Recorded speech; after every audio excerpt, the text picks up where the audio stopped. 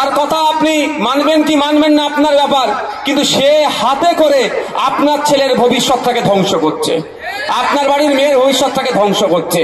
তাই সময়ে তাকে জবাব দিতে হবে যে আমার ভোট নিয়ে তুমি ক্ষমতার মসনদে আছো, আমার ভোটের জন্য তুমি মুখ্যমন্ত্রীর চেয়ারে বসে আছো, আমার ভোটের জন্য তোমরা শাসক দলের ভূমিকা পালন করছো, আর আমার ছেলে মেয়ের ভবিষ্যৎ তুমি খারাপ করছো। স্কুলে টিচার দিচ্ছ না, কোয়ালিটি অফ এডুকেশন এখানে প্রোভাইড হচ্ছে না। 80টা ছেলে মাধ্যমিক পরীক্ষা দিলে মাত্র 16টি ছেলে পাস করছে, তাহলে এখানকার শিক্ষা ব্যবস্থা কোন ধ্বংসতে পাঠিয়ে দিচ্ছ? কিন্তু বাঁকুড়া জেলার শিক্ষা ব্যবস্থা, বাঁকুড়া জেলার পার্সেন্টেজ অন্যান্য জেলার থেকে অনেক এগিয়ে থাকার পরেও কেন এই পুলিশ হলের এই প্রত্যন্ত গ্রামের ছেলে মেয়েরা পাস করতে পারবে না? এর দায় তো রাজ্য সরকারকে নিতে হবে। তাই এর উত্তর কিন্তু আগামী দিনে রাজনৈতিক ভাবে আপনাকে দিতে হবে। যদি না রাজনৈতিক ভাবে দিতে পারেন, তাহলে আগামী দিনে দেখবেন এত বড় স্কুল থাকলেও 3টে টিচার আছে, তখন আর টিচার পাবেন না। এটা মাথায় রাখবেন। আমি অবাক হয়ে যাচ্ছি, এত বড় স্কুল 3টে টিচার। ক্ষতিটা কার? মমতা ব্যানার্জির হচ্ছে, এই অভিষেক ব্যানার্জির হচ্ছে, এই এখানে কি চক্রবর্তী আছে, অরূপ চক্রবর্তী নাকি, অরূপ চক্রবর্তী সাহেবের হচ্ছে। ওসব ওদের ছেলে মেয়েদের সব প্রাইভেট স্কুলে পড়াচ্ছে, বাইরে পড়াচ্ছে, লন্ডনে, আমেরিকাতে, ফ্রান্সে, জার্মানিতে, জাপানে পড়াচ্ছে। আর আপনাদের ছেলে মেয়েদেরকে লাঠিয়াল বানাবার জন্য স্কুলগুলো থাকলেও তালা বন্ধ করে দিচ্ছে, অর্থাৎ টিচার দিচ্ছে না। কেন? আপনার ছেলে মেয়েরা যখন শিক্ষিত হয়ে যাবে, কোথায় যাবে? কলকাতায় যাবে পড়াশোনা করতে, আরো বেশি পড়াশোনা করবো, পার্শ্ববর্তী রাজ্যে চলে যাবে, দিল্লি চলে যাবে, বিদেশে চলে যাবে। তাহলে আপনার ছেলেগুলা লাঠিয়াল হবে, ভোটের জন্য মারামারি করবে, খুন করবে, করবে না? তাহলে অরূপ চক্রবর্তীকে জিতাবে কে? সৌমিত্র খায়েদের হয়ে লড়াই করবে কে?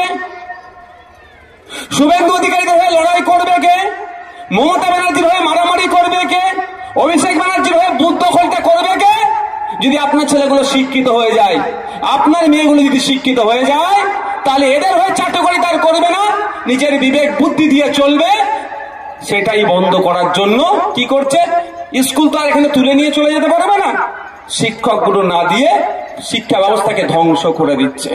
আপনাদের আওয়াজ তুলতে হবে যে প্রতিষ্ঠানে শিক্ষক চাই। ভোট যখন আসবে আগে বলবেন আগে শিক্ষক দাও, তারপরে ভোট চাইতে আসবে। পারবেন তো ভাই?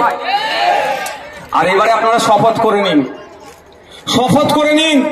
সামনে যে নির্বাচন আসছে, আপনাদের চিন্তায় আছেন আপনারা ওয়াকাফ সম্পত্তি লুট করে নেবে বলছে। ওয়াকাফ আপনার বাপ দাদুর কবরস্থান, মাদ্রাসা, মসজিদ দিয়ে উপজেলা উপরডাঙ্গা হাই স্কুল। আপনারা অবাক হবেন, তথ্য বলছি। এখানকার ছেলেরা মাধ্যমিক পরীক্ষা দিয়েছে কতজন? 80 জন। পাস করেছে কতজন জানেন? 16 জন।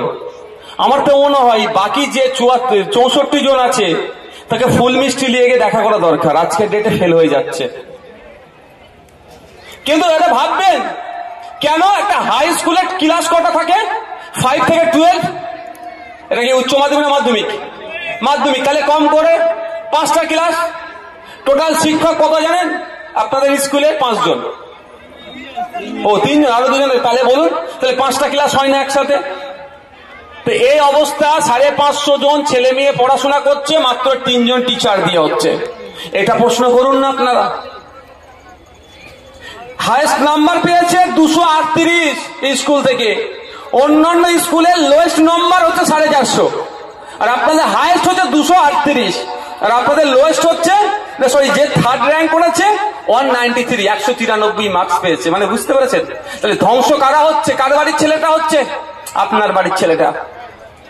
এটা মাথায় রাখবেন, এটা মাথায় রাখবেন। ধ্বংস আপনার বাড়ির ছেলেটা হচ্ছে, আপনার বাড়ির মেয়েটি ধ্বংস হচ্ছে। তার পড়ালেখা এখান থেকে শেষ করছে কে? রাজ্য সরকার, যে আপনাকে জ্ঞান দিচ্ছে না। ওয়াকাফ নিয়ে আন্দোলন করতে গেলে দিল্লি যাও, তার কথা আপনি মানবেন কি মানবেন না আপনার ব্যাপার, কিন্তু সে হাতে করে আপনার ছেলের ভবিষ্যৎটাকে ধ্বংস করছে, আপনার বাড়ির মেয়ের ভবিষ্যৎটাকে ধ্বংস করছে। তাই সময়ে তাকে জবাব দিতে হবে যে আমার ভোট নিয়ে তুমি ক্ষমতার মসনদে আছো, আমার ভোটের জন্য তুমি মুখ্যমন্ত্রীর চেয়ারে বসে আছো, আমার ভোটের জন্য তোমরা শাসক দলের ভূমিকা পালন করছো, আর আমার ছেলে মেয়ের ভবিষ্যৎ তুমি খারাপ করছো। স্কুলে টিচার দিচ্ছ না, কোয়ালিটি অফ এডুকেশন এখানে প্রোভাইড হচ্ছে না।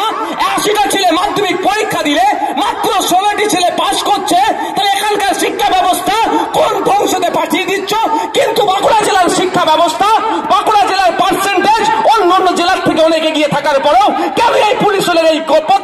গ্রামের ছেলে মেয়েরা পাস করতে পারবে না, এর দায় তো রাজ্য সরকারকে নিতে হবে।